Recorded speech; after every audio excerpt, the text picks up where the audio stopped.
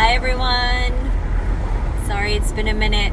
I wanted to take advantage of this beautiful sunset here in New England. It's like summer in fall, but I'll take it anytime. Sorry this video is not really ideally formatted, but I just felt a need to talk about this topic. And lately I've been feeling this way, and at first I thought there was something wrong with me, like why don't I want to call anybody, why don't I want to talk to anybody, why do I always want to be home? That's all I pretty much do, work and home and maybe movies sometimes and dinner, but that's about it. And friends' houses every once in a while, but I haven't really been taking any initiative to be social, and so that's what I wanted to talk about today. So 3 years ago, I went on a trip to Costa Rica, and there was a family there, a mother, a father, and they had 4 kids on the trip. It was a surfing and yoga trip. Boy, I got my ass handed to me on that trip with the surfing, but it was very, very humbling. So on the last night that we were there, the family, they had plans to go to a restaurant, and my group of friends were going to the same restaurant. So we all went, and the wife, the mother, she didn't show up. So the family sat on their own, and it was the kids and the dad, and I thought, that's so strange, and that's so sad, and where is she, and why is she not here, and that's so selfish. How could she just leave them like that? And I actually asked her about it. I confronted her, like, why didn't you go to dinner? And we had food vouchers. It just didn't make any sense. But anyway, she said, I just felt overexposed. And I didn't really quite understand what the heck she meant by that. Like, overexposed. Like, we're all here. We're all doing the same thing every day. We're all exposing ourselves in the same way, but she just felt the need to stay in her room the last night. At that time in my life, when I was constantly going out and I never wanted to be home, I just thought that was the strangest thing anybody could ever do. But now I completely understand what she is talking about. Over the past couple of years, I've really been pushing my music, pushing my band, joining various bands in the meantime, and just doing so many gigs. And even when I cut down on the gigs, I just still felt like I was driving everywhere and singing for hours and then having to drive home for very little compensation. And I've always said, I don't do it for the money, and I don't. Thank God I don't do it for the money, because there really is none, but I just felt taken advantage of. And I know it wasn't anybody's fault in particular, and everybody just wanted to play, and I totally get that, because I just want to sing as well. But it just comes a point where you're just like, enough is enough, and I'm going home, and don't ask me to come back here because I've had enough.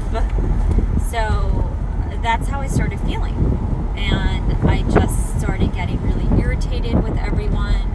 When we were out, I would show up late to gigs. I would take off right after the last note. I wouldn't hang around and socialize, and I just didn't want to be there. I just didn't want to be hanging around with drunk people and people getting high and casting bad influence and whatever.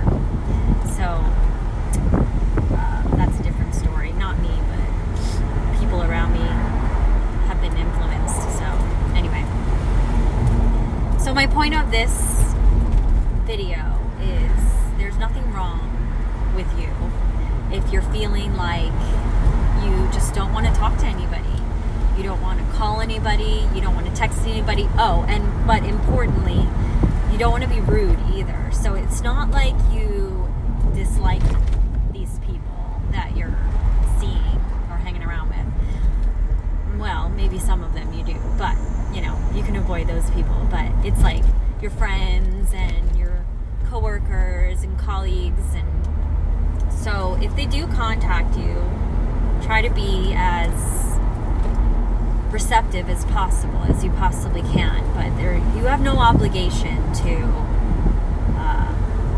go and see anybody or talk to anybody if you don't feel like it. And I used to think that thinking that way, it was super selfish. Whenever somebody like wouldn't show up to an event or a party, or made a promise that they would come back out, and I just always used to thought that was super selfish. But I actually realized that they're taking care of themselves. They had to do what was best for them in that moment, and there's absolutely nothing wrong with that.